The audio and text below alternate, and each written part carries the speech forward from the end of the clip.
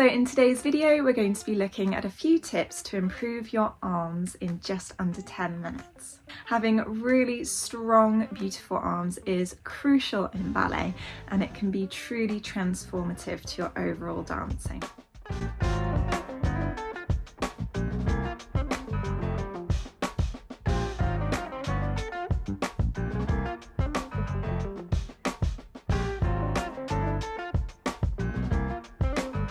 We're going to go through a few corrections and exercises that will help you to achieve beautiful, strong and expressive arms. So let's start off with the hands and wrists. So we have a specific finger and hand placement in ballet. I won't go into too much detail, but essentially you want to have your middle finger coming slightly inwards and your thumb tucked into your palm with your index finger slightly separated. However, your finger placement doesn't really affect your arm placement. What does, however, is the muscles we use. And if your palms are facing downwards in, say, first position, this means that you are not rotating through the arms, you're not using all the necessary muscles. So let's just do a quick exercise where you have your arms out in first position and your palms facing down. You'll notice that you're only using the muscles on the top of your arms. However, if we rotate our palms inwards, suddenly you'll notice your lats pulling down. You might even notice you grow a bit taller, but most importantly, we have this spiral now going through our arm and we're using a lot more muscles. So not only is this more aesthetically pleasing, but it's a lot stronger and it will give you a lot more support during your dancing. Next, moving on to your wrists, you might often hear your teacher talking about broken wrists. So this basically means when we cut the line of our arms, we are hoping to achieve a nice smooth line, curved line that goes from the fingers, past the wrist, past the elbow and up to our shoulder. But a broken wrist means we break that line, so it's not smooth anymore. So you might want to work in front of a mirror and practice where your wrist placement is. Bring your hands towards your body. You'll notice that the line breaks. Take your hands away from your body. You'll notice that we have a nice smooth line. Take your hands even further away from your body, and again, you'll notice that the line is broken. So we're looking for somewhere in between the two. One of the main causes for a broken line in our arms is holding tension in the hands and in the wrists. Instead, ideally, we want to be putting that tension into our abs and our glutes, the big muscles that are going to support us and keep our hands, wrists and arms nice and light. This is much easier said than done, but it's something that we're aiming for. So the next tip is a real pet peeve of mine, and it's dropped elbows. Dropped elbows not only look wrong, but it also means that we're not using the muscles in our back, which is such a huge part of the body, and if we're not getting the most out of those muscles, we're really not helping ourselves. So let's have a look at first position. If we have our elbows lifted, and by lifted I don't mean too high, I mean we want again that nice continuous line going from our shoulder all the way to our wrist. If we have nice supported elbows, you'll notice that our lats are working, you'll notice that the muscles down the back are working too, you'll notice that the shoulder blades are pulling down the back, that the neck is long, shoulders are down. So everything is in its place and working hard. You should also feel quite strong in this position. If someone were to try and push down onto your arm, you should have enough strength to push against that in resistance. However, if we let the elbows drop, suddenly you can feel all those muscles going to sleep. So not only are we not getting any support from our arms or our back, but we have a broken line, which is what we just talked about. So I see elbows dropping in two different areas. So the first one is in pirouettes, but pirouettes are so complicated. There are so many elements to a good pirouette that I've actually done a whole video on pirouettes just by themselves. I'll add a link below to the 30-day challenge so you can check that out if you're interested. But aside from pirouettes, I see dropped elbows a lot in port de bras, particularly when the arms are going from, let's say, a bras bar position to a second position. I see the elbows dropping, the hands lifting, the elbows pressing into the sides and then opening out again. And not only does this look wrong, but especially in syllabi like RAD, it's really important to be very precise with your positions. So in this case, I should be clearly showing bras bar, I should clearly be showing first and then opening to second. So at no point do I let the elbows drop, which, as we spoke about earlier, also means I'm using my back to help me. So let's look at the shoulders, because this actually has something to do with creating a nice smooth line. So let's take an arabesque, for example. Let's take first arabesque. You'll notice that this back shoulder plays a huge role on whether we have a lovely elongated line or whether it looks uncomfortable and stiff. There are two elements to making a really beautiful first arabesque. The first one is a long neck, so we want to push the shoulders down, lengthen the neck.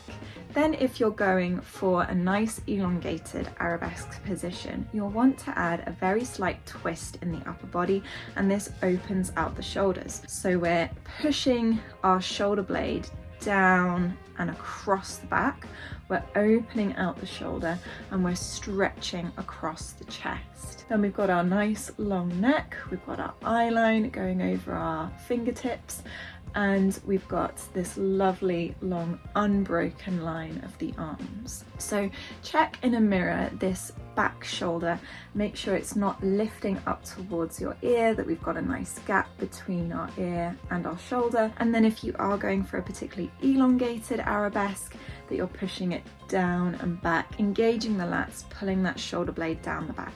Keeping an eye on your shoulders in any raised arm position. So fifth position, for example, that's another one. It's very easy to let the shoulders come up. So we want the lats going down the back, shoulders down, and a nice long neck.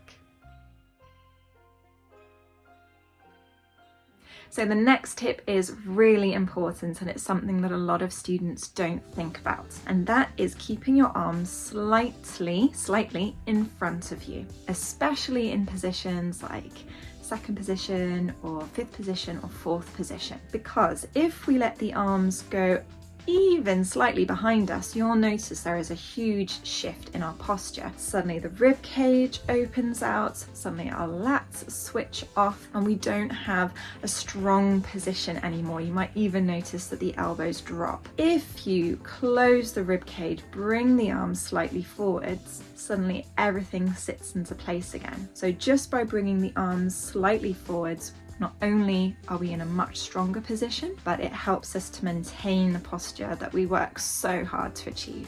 And this arm placement happens at the bar. Where you put your hand on the bar is crucial. Quite often I see students putting their hand right near their waist, and this is far too back. This is not a strong position of the arm. We want to place the arm slightly forwards. You should really notice the difference here. We're able to push down, we have a lot more strength. Keep in mind, especially for female dancers, that your bar will become a partner one day. So the support you get from your bar will one day be someone's hand maybe supporting you in an arabesque or maybe a promenade. So really keep that in mind. You want the strongest position possible to support us. So never let that hand slip too far backwards.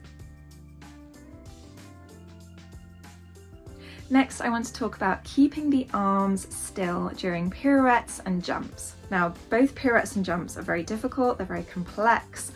We often are thinking about a lot of different elements of a turn or of a jump.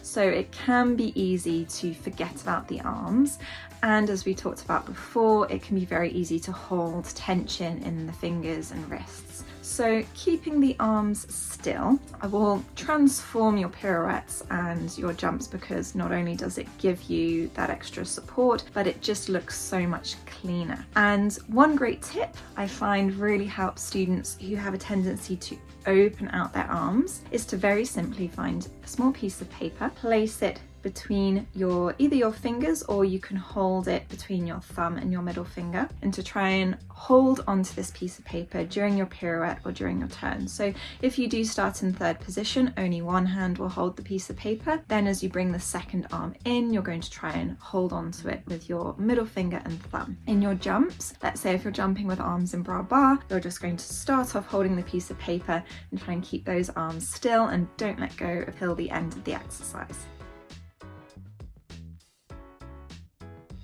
Now, of course, beautiful arms are not just about placement. There is a huge amount of artistry and musicality that goes with really beautiful arms in ballet. I have actually done a much more in-depth video on arms. I'll add a link below, it's part of the 30-day challenge. But if I were to sum this up quickly, one key takeaway would be for during your slower exercises like a port de bras or an adage, when we are moving from one position to the next, try to imagine that your arms are pushing through water. So often I see students going from one position and then hitting another position without filling the gaps in between or linking up the positions, which makes a huge difference, and it can turn something that looks just quite academic into a beautiful performance. So you can give yourself an exercise of, let's say, 5 different arm positions, and you're going to try to blend one position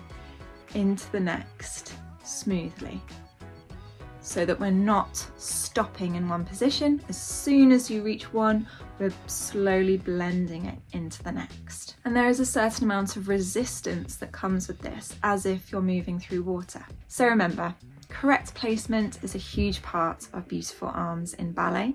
Don't forget that your arms are connected to your back and they work together, and a huge amount of the strength you'll get from your port de bras comes from the back. Any tension in your fingers or wrists, try and relax, put that tension into your core or your back muscles. And port de bras isn't a race. Give each movement purpose and enjoy it. Don't try to rush and get to the next position. So that concludes this video on tips to help your arms in ballet. If you found this helpful, don't forget to like and subscribe, and I'll see you in the next video.